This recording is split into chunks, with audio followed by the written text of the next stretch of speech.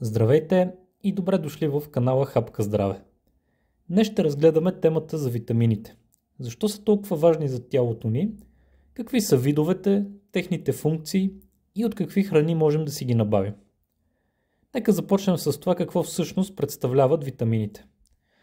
Те са органични вещества, които са необходими за правилното функциониране на организма, като те участват в ключови процеси като обмяна на веществата, изграждането на клетките и поддържане на имунната система.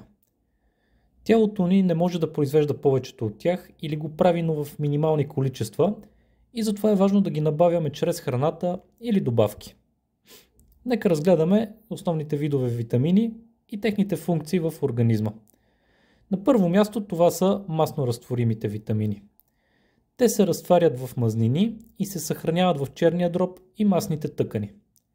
Представители на този тип витамини са витамин А, чието основни функции са да поддържа зрението, участва в клетъчният растеж и делене, подпомага имунната система, като стимулира производството на бели кръвни клетки, поддържа здравето на кожата и лигавиците и други, като основните храни, от които можем да си го набавим, са морковите, сладките картофи, тиквата, черния дроб, яйцата и други.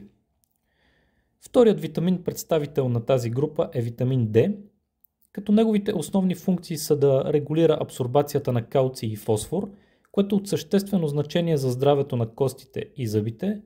Той също така подсилва имунната система и подпомага функцията на мускулите и нервната система. Храни богати на витамин D са мазните риби, като сьомгата и скумрията, яйцата и някои млечни продукти. Следващият витамин от групата на масно разтворимите витамини е витамин Е. Неговите основни функции са да действа като мощен антиоксидант, който защитава клетъчните мембрани от увреждане от свободните радикали. Той също така поддържа здрава кожа и коса, подпомага кръвообращението и предотвратява образуването на кръвни съсиреци. Основните храни, които са богати на витамин Е, са ядките, като особено богати са бадемите и лешниците, слънчогледовото олио, авокадото и други плодове и зеленчуци. Следващият витамин, който ще разгледаме, е витамин К. Неговите основни функции са да участва в кръвосъсирването, което е важно при зарастването на рани. Той също така поддържа здравината на костите, като активира протеините, свързани с минерализацията им. Основните храни, от които можем да си набавим витамин К, са зеленолистните зеленчуци, като например спанака и броколите, ферментираните храни, соята и други. Вторият основен вид витамини са така наречените водоразтворими витамини, като те се разтварят във вода и не се съхраняват дълго в организма, затова е важно да се приемат редовно. Представители на водоразтворимите витамини са витамин С, чието основни функции са на мощен антиоксидант, който предпазва клетките от увреждане. Също така той подпомага производството на колаген, който е важен за кожата, ставите и съединителната тъкан, подсилва имунната система и помага в борбата с инфекциите, подобрява усвояването на желязо от растителните източници. Основните храни, които са богати на витамин С, са плодовете и зеленчуците, като в особено големи количества той се съдържа в лимоните, ябълките, портокалите, кивито, ягоди, червени чушки и много други. Другите представители на вида водоразтворими витамини са витамините от групата В. В1, например, или тиамин, участва в метаболизма на въглехидратите, като превръща храната в енергия. Той също така подпомага функцията на нервната система, а храните, от които можем да си го набавим, са пълнозърнестите храни, свинското месо и бобовите растения. Следващият витамин от групата В, който ще разгледаме, е В2 или рибофлавина.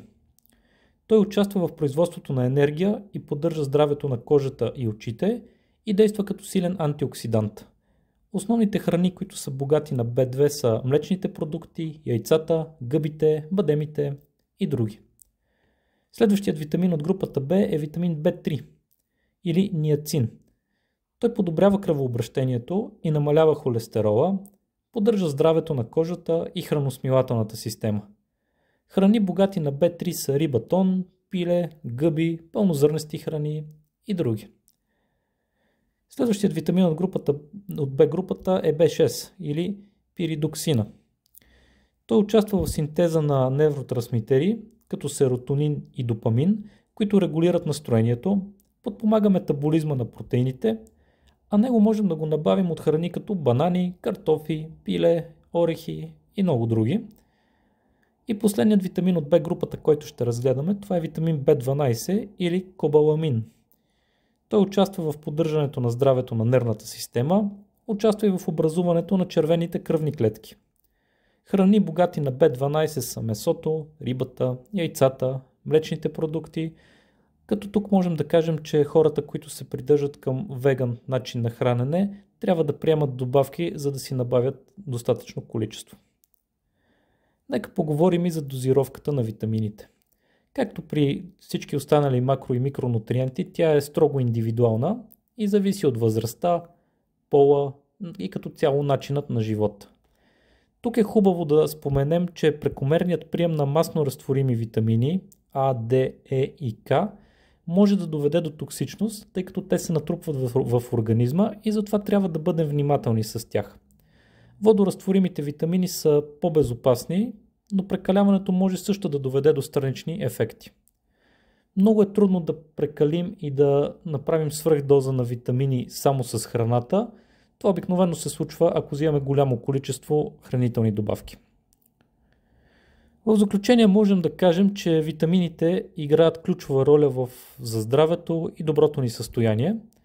Най-добрият начин да си ги набавим е чрез балансираното хранене, но добавките могат да бъдат полезни, ако имаме различни дефицити.